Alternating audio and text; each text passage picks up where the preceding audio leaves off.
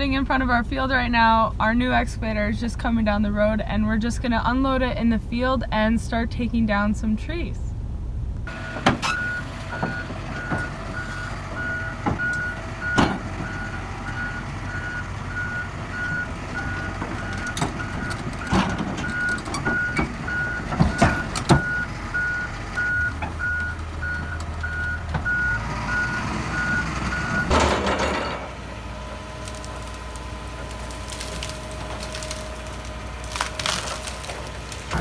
So we just wanted to tear down these trees around our driveway here into the field, or our approach, whatever you want to call it, because we want to be able to get through it no problem without worrying about how wide our headers are and everything else. So we're going to make it wider. We're going to try bring some of the dirt there and bring it down in front and fill it in, make the whole driveway wider.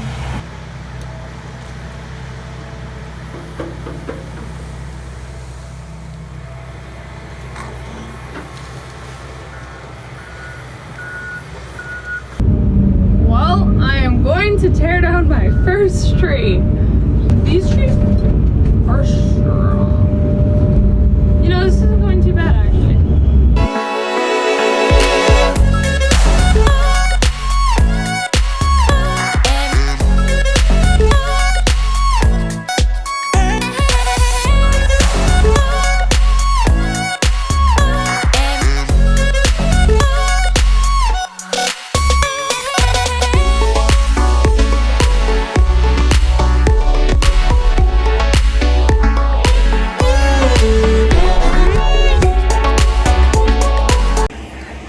Looks like she's gonna lose that one in probably a heartbeat.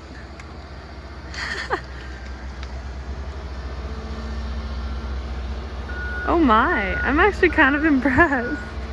That thing's hanging on by like probably just a tiny branch.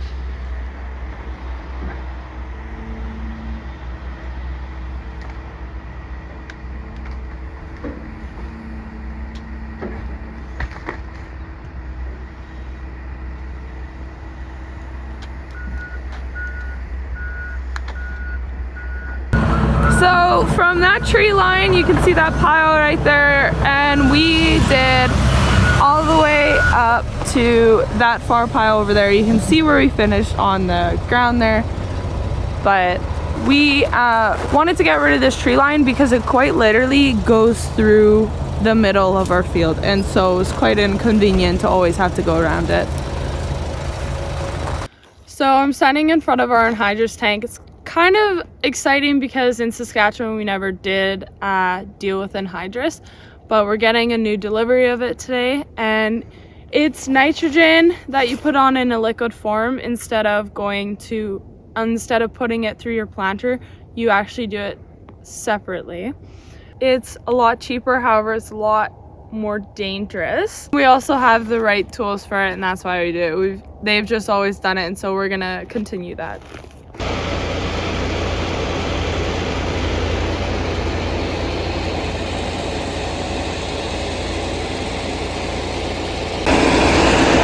So the anhydrous truck is here, and we are filling up this tank now. He was here yesterday already. He filled this up a little bit, and then we filled up some of our smaller tanks that we'll just pull behind our tractors in the spring right away. That way those are all full. It can sit all winter, but you have to make sure that you fill it to only about 86%, because with the heat it expands a lot and pressurizes, and if it gets too high of a pressure, the corks will actually pop off the tank and it can create a huge dangerous mess, and that's something you do not want to deal with.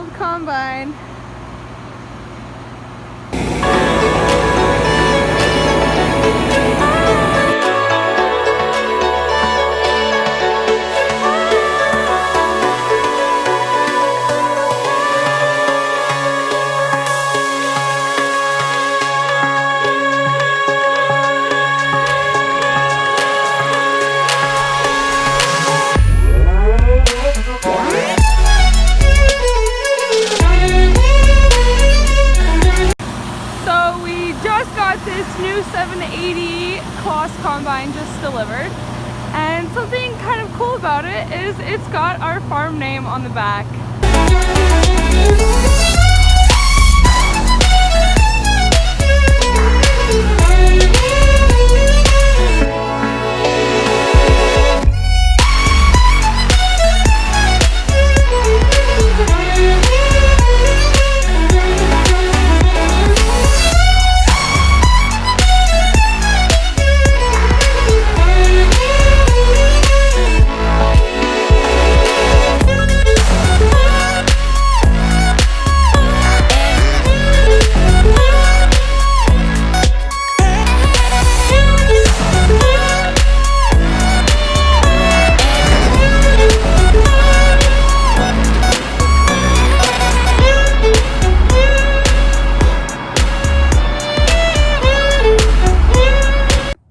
Our old combine had a cat engine, whereas this one has a Mercedes engine.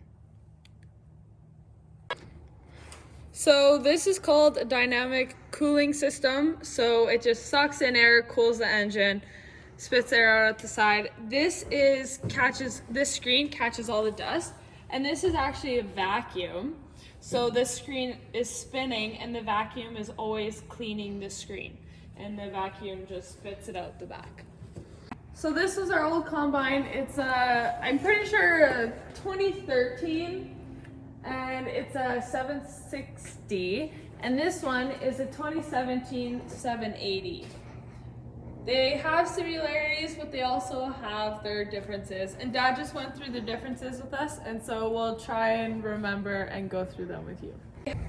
So our old combines don't have a hitch on them for hauling our headers, but we made sure to put that on our new ones because our headers are a lot wider now, and so this is a lot easier for travel. We'd rather pull them than wear them.